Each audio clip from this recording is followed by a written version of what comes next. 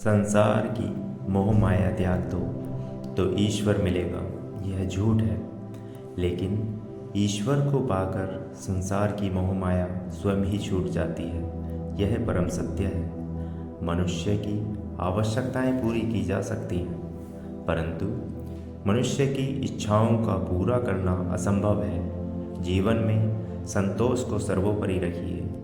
श्री कृष्ण के उपदेश में, गीता में यह बात कही गई है कि निराशा को त्याग दीजिए। आशा की किरण आज नहीं कल अवश्य चमकेगी।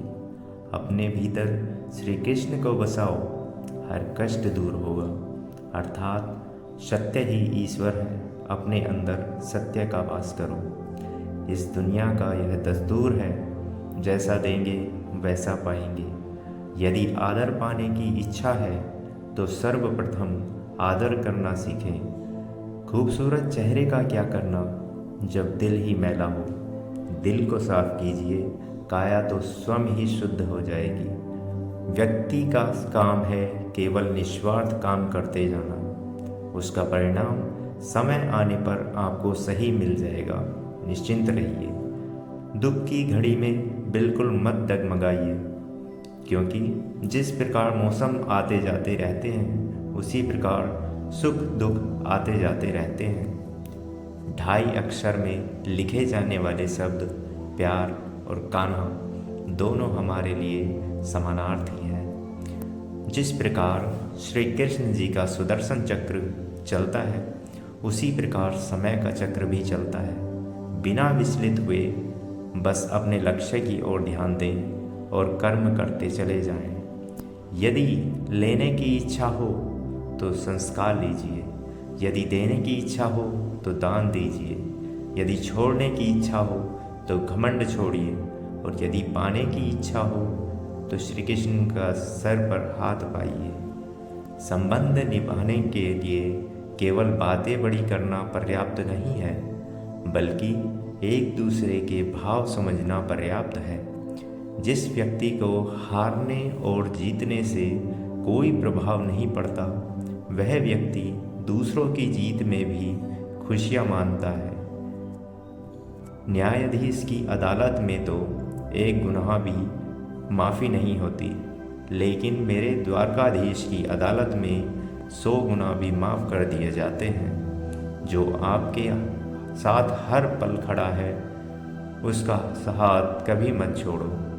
जो आपका समय आने पर आपका साथ छोड़ दे, उसकी तरफ मुड़कर कभी मत देखो। जब सब रास्ते बंद हो जाएं, तो श्री कृष्ण एक ऐसा रास्ता खोलते हैं जिसे चाहते हुए भी कोई बंद नहीं कर सकता। जिस व्यक्ति का खुद के मन पर कोई नियंत्रण ना हो, वह वास्तव में स्वयं का ही शत्रु बन बैठता है। अगर आप दूसरों से अच्छे की आशा रखते हैं, तो सामने वाले के साथ आप भी बुरा करके उसे निराश ना करें। हृदय में बसे रहना, आँखों में छुपे रहना, केवल यही प्रार्थना है। श्री कृष्ण सदा साथ तुम ही रहना। मतलबी दुनिया ने विपरीत समय में अपनी नज़रें बदल लीं, परंतु श्री कृष्ण जब से थामा तुमने मेरा हाथ, मेरी किस्मत बदल गई। श्री कृष्ण के स्मरण से शुरू होती है मेरे दिन की शुरुआत। फिर मैं कैसे कह सकता हूँ कि मेरा कोई दिन खराब है। श्री कृष्ण से लगन आपका यह लोक ही नहीं बल्कि परलोक भी संवार देती है। मनुष्य के जीवन में आशा चाहे छोटी हो या बड़ी, फर्क नहीं पड़ता, परंतु निराशा आ जाने से सब कुछ विपरीत हो जाता है। कुछ भी लौट कर आए ना आए, परंतु किया हुआ कार्य का परिणाम अवश्य आता है। हमारा हर जगह उपस्थित होना संभव नहीं, लेकिन हमारे द्वारा किया गया आचरण हमारी अनुपस्थिति को भी उपस्थिति में परिवर्तित कर देता है। जीवन में की गई हर गलती से अगर सीख लेकर उसे ना दोहराया जाए, तो श्री कृष्ण उसे सजा नहीं क्षमादान देते हैं। जिस प्रकार औषधि किसी भी रोग को ठीक कर देती है, उसी प्रकार श्री कृष्ण आपकी स्तुति हर कष्ट का निवारण कर देती है। जीवन में कभी निराश नहीं होना चाहिए, क्योंकि कमज़ोर आपका वक्त होता है, आप नहीं। राधा ने श्री कृष्ण से पूछा, प्यार का असली मतलब क्या होता है? श्री कृष्ण ने हंसकर कहा, जहाँ मतलब होता है वहाँ प्यार ही कहाँ होता है।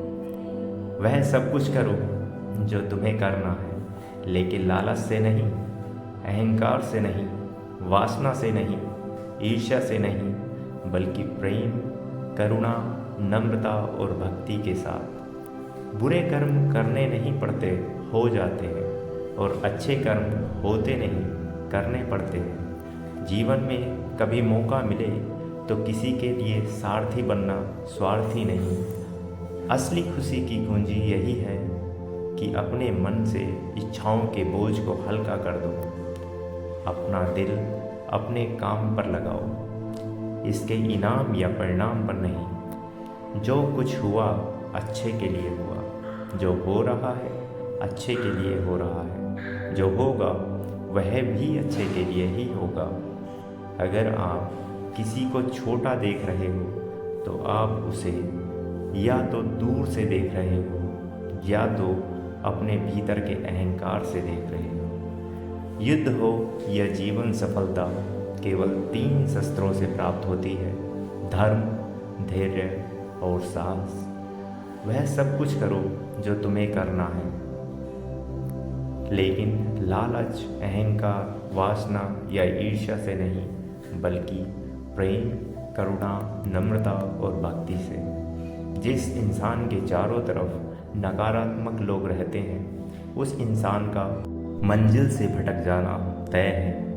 अपने अनिवार्य कर्तव्य का पालन करें, क्योंकि क्रिया वास्तव में निष्क्रियता से बेहतर है। कल की फिक्र मत करो, जिस ईश्वर ने आज तक संभाला है वह आगे भी संभाल लेगा।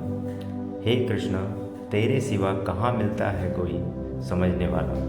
जो भी मिलता है बस समझा कर ही चला जाता है। श्री कृष्ण कहते हैं, अगर तुम्हें किसी ने दुख दिया है तो बुरा मत मानना, क्योंकि लोग उसी पेड़ पर पत्थर मारते हैं जिस पेड़ पर ज़्यादा मीठे फल होते हैं। अहंकार तब उत्पन्न होता है जब हम भूल जाते हैं कि प्रशंसा हमारी नहीं, हमारे गुणों की जा रही है। श्री कृष्ण जी कहते हैं कि कठिन समय में समझदार व्यक्ति रास्ते खोजते हैं और कायर व्यक्ति बहाने खोजते हैं। जो मन को नियंत्रित नहीं करते, मन उन्हें नियंत्रित कर लेता है और उनके लिए वह शत्रु के समान कार्य करता है। मतलबी दुनिया ने विपरीत समय में अपनी नज़रें बदल ली, परंतु श्री कृष्ण जब ने से थामा तुमने मेरा हाथ, मेरी किस्मत बदल गई। जीवन में की गई हर गलती से अगर सीख लेकर उसे ना दोहराया जाए तो श्री कृष्ण उसे सजा नहीं, क्षमादान देते हैं। मनुष्य के जीवन में आशा चाहे छोटी हो या बड़ी, फर्क नहीं पड़ता, परंतु निराशा आ जाने से सब कुछ विपरीत हो जाता है। कृष्ण कहते हैं, अगर तुम अपने मन को शांत कर सको तो पूरी दुनिया भी शांत हो जाएगी। जीवन में जो भी हो, श्री कृष्ण की तरह मुस्कुराना कभी मत छोड़ो, यही तुम्हारी सबसे बड़ी ताकत होगी। श्री कृष्ण का संदेश है कि बुराई कितनी भी शक्तिशाली हो, सत्य और धर्म की विजय अंततः होती ही है। उन्होंने हमें सिखाया कि सच्ची भक्ति वही है जो बिना किसी इच्छा के केवल प्रेम और समर्पण से की जाए। प्रेम वही सच्चा है जहाँ न कोई अपेक्षा हो, न कोई शर्त।